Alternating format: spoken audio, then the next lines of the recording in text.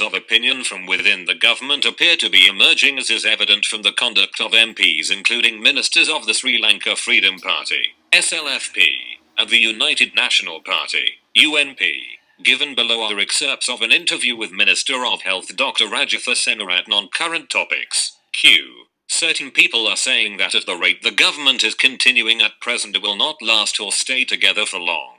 A. What madness? This government will continue until 2020. It will even continue on afterwards. Q. Do you really think that, taking into account the shaky situation in the government at present, it can continue until 2020? A. The question, however, is that even though things may be shaky, it doesn't fall. Certain people follow such things, all the while claiming that it will fall now. This government will not fall. Q. You accept that the government is experiencing a shaky or unstable situation? A. Yes. There is no government that doesn't experience instability. The government under former President Mahinda Rajapaksa too experienced it. At one time, 17 of us had to go in order to save it. Q. Today certain members of the Yahapalana, good government are talking of establishing a government separately. Where now is the reconciliation and cooperation that was there at the start? A. I am speaking in general. This government that we formed was formed with an objective.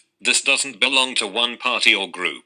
We risked our lives and came to form this government. If that was how General Sereth Fonseca, who won the war, was treated, what wouldn't be done to us? It was with this knowledge that we came out of the then government. It was with much difficulty that we formed this government. All this time, all political parties prepared their election manifestos thinking about their respective parties. Yet, the election manifesto of this government was made with everyone's participation.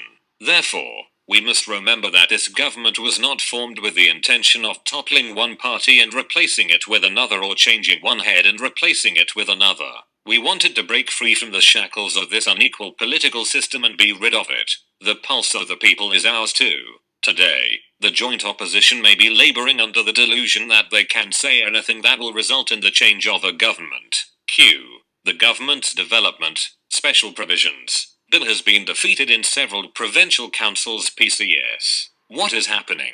A. What has actually happened is that we have arranged for the person who wants to cry to be jabbed in the eye. On the other hand, this is a stupid system.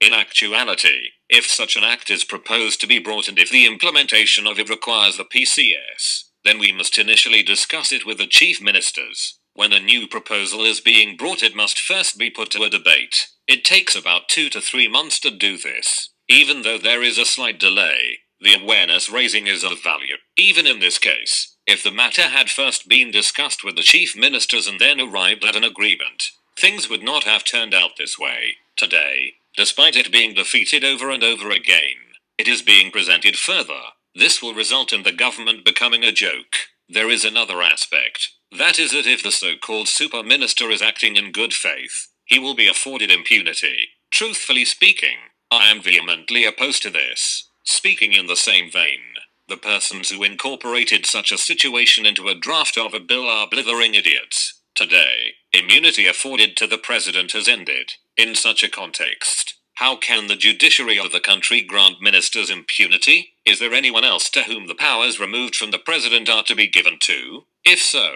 then he should be someone who is more powerful than the president. There is no such person in this government. Therefore, we must look into these aspects thoroughly before bringing in such a bill. Therefore, in my opinion, this bill should be brought following a broader social dialogue in this regard. Q. What is your honest opinion about the airport in Matala and the ports in Hambantota? A. There is no need to say lies. Even today I say that we require an airport in Matala and the ports in Hambantota. Back then, a UNP government planned to construct an airport and a ports in Hambantota. The plans were formulated along with a Canadian company. When the government fell, all this went to waste. Constructing them is not a mistake. It is correct. However, we must do the right thing only after having prepared the boundaries. Yet, all that these people wanted was to put up boards and open these projects on Rajapaksa's birthday. How can one operate these? How can one pay back the loans obtained? None of this was looked into. This was the mistake. Apart from this, no interest was taken with regard to establishing a free trade zone around these Q. Isn't this government trying to resuscitate the ports in Hambantota through China by giving them more lands than the previous government did? A. No matter who opposes it, the economic zone will have to be constructed now. We can't wait thinking that these are our ancestral lands. In what country can one do projects without obtaining lands? When the highways were being made, lands were taken.